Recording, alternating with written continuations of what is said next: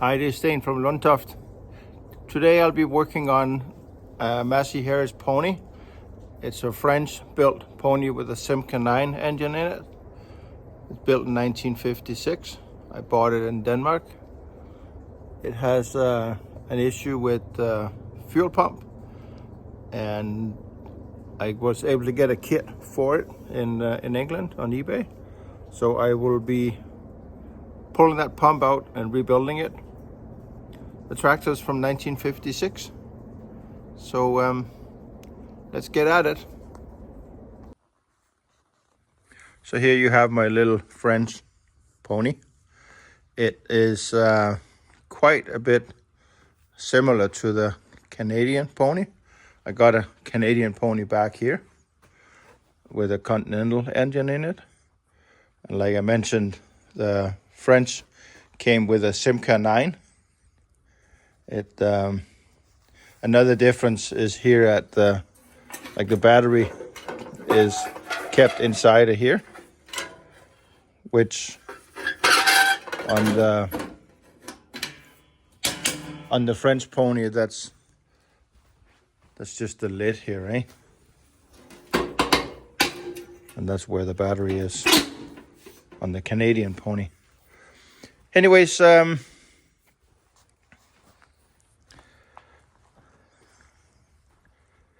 fuel pump is over here on this side, and this is the little guy that's leaking. I figure I will take it off and bring it inside, because there is still a fair bit of snow, and it isn't that warm yet. But I'll bring the pump inside and play with it. Not sure what else I can say about the little pony, the French pony here.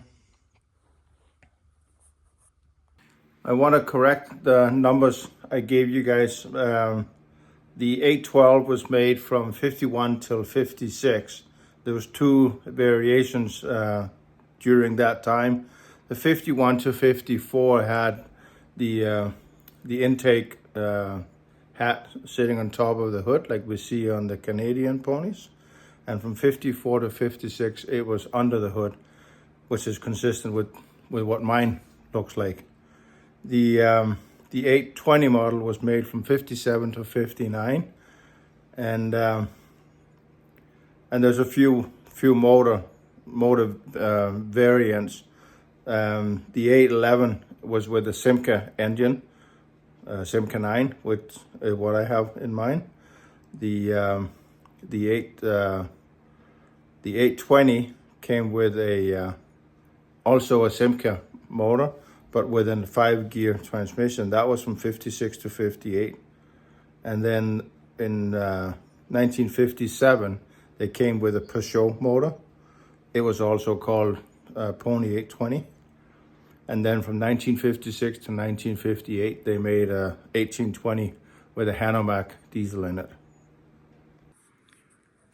So we got the pump off here. And as you see, the hole that is leaking out of.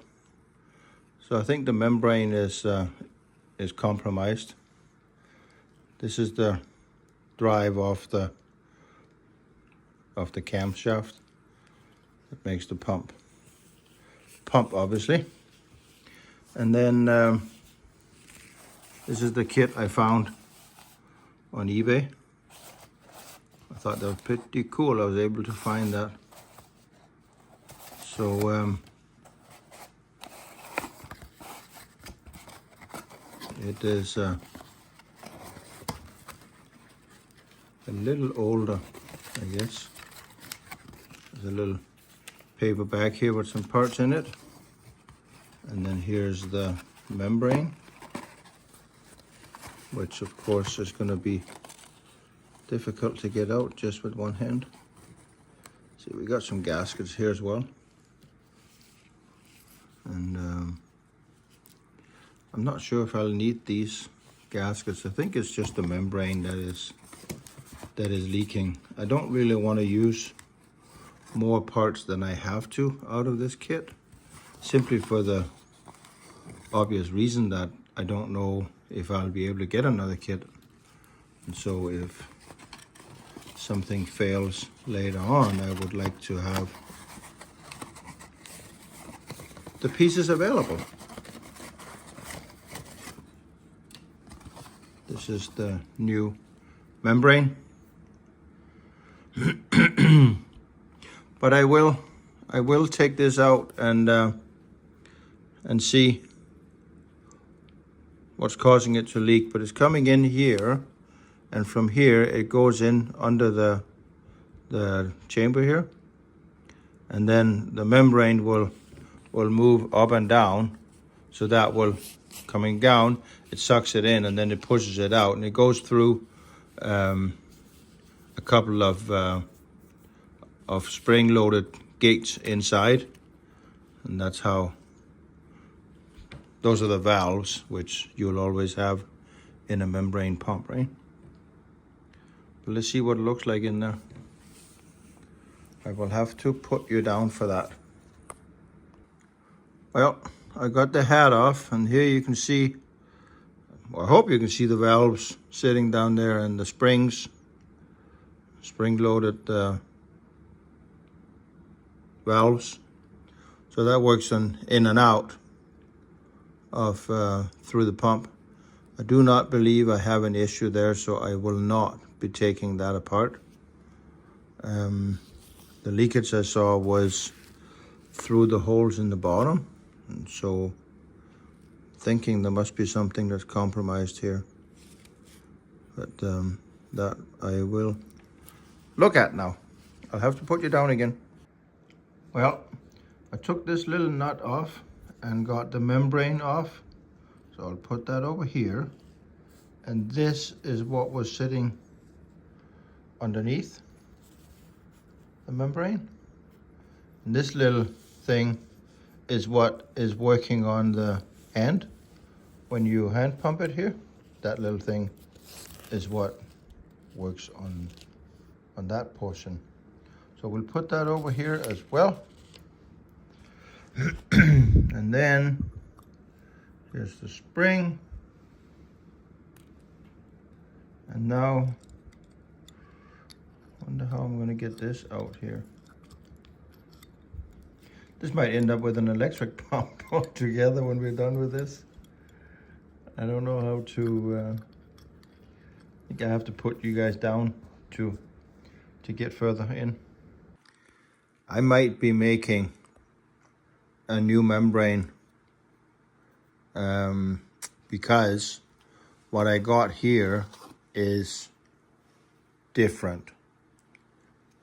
I don't know why this is not the right kit, because a lot of the bits and pieces are the same, but this membrane is definitely different. This was supposed to be underneath it. I'm not saying that I couldn't potentially mount it there, but that's what's needed for the hand pumping portion to work, right? But also the holes in the membrane here does not line up with this pump. So I am thinking I'll have to make a new membrane. That could be interesting. I think this one is compromised in the sense that it's got some cracking here, and I think that's potentially where the gas is coming through, because it's definitely leaking.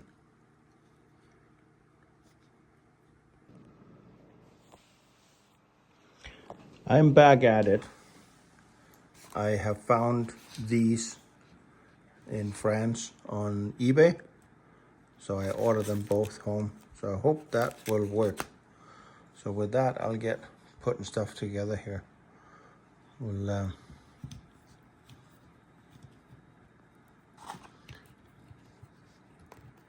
take the rubber off here again, take this off, and this, and then we'll clean up here so we know that it's going to be sealing. And the same with this guy here. I got a little bit of sandpaper here, so I figure I'll put you guys down while I get that sanded. So running it on the sandpaper here, I'm just about getting it clean now. I'll give it a little bit more, and then I think I will clean the opposite side there. Okay, I think this is clean, and that's okay as well. So I will start putting it together, and we sure hope it's going to be pumping gas and not leaking fuel when we're done here. It was pumping fuel before, but it was leaking as well. So okay, I got the new membrane in here. It seems to be sitting okay here. So now I just got to put the lid back on, and I think I'm going to give it a little bit of RGB gasket maker just to help it seal. Well, there you have it. I got it back together. I put this.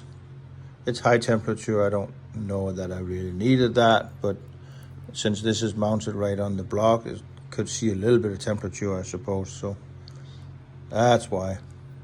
Anyways, we'll get it put on the tractor probably tomorrow. I'll let this stuff cure so that it doesn't leak right away. I got my pump put back together as I showed you guys, and I'm now ready to get it installed. So let's see how that's gonna go. I got the bolts started here, and I got that little gasket in between that came in the set, and I attached this thing so that it's just easier when I can move the pump around to get the threads for the inlet lined up. I have to go get myself a wrench. Well, there you have it. I apologize for not having you along for the whole thing, but anyways, it's all tightened up. The outlet hose is on. Tighten up over here the inlet. I open up for the fuel. I'm just going to check and see how much fuel I actually have, that it hasn't that I'm not out of fuel. I got this universal gas gauge here, a fuel gauge, so we'll see what we have. Oh yeah, there isn't nearly enough there. We'll have to fill some gas in it. Okay, I got fuel put in. Doesn't look like we're losing any fuel from the pump, so we'll try and start it up and see what happens once we have pressure on the pump. And the French pony starts a little bit different than the Canadian. You got this little button to pull on here, and that activates the starter.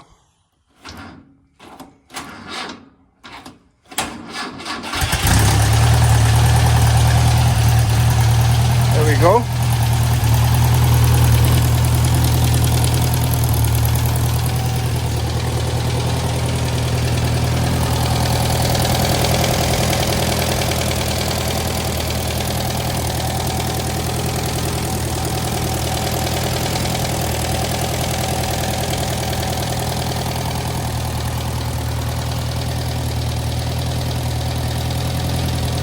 I don't see any gasoline coming out.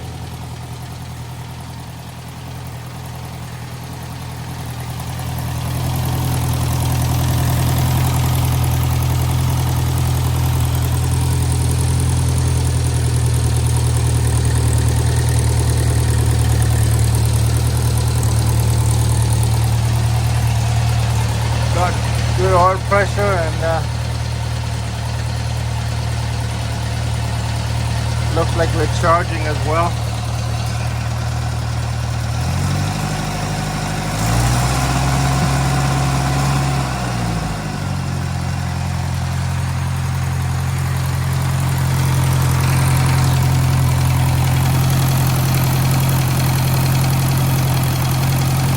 looks like there's a little bit of a exhaust leak there.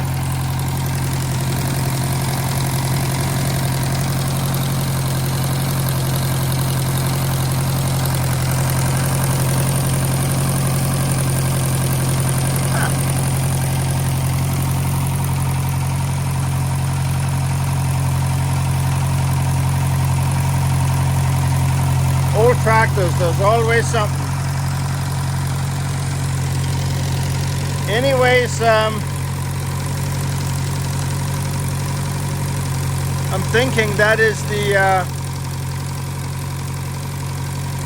that's the story about the fuel pump that was leaking.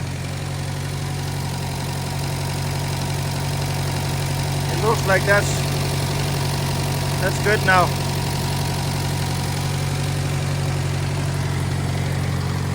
Well, thank you for coming along, fixing the fuel pump. I'll probably make some other videos on the exhaust leak and if I find anything else on this little bugger.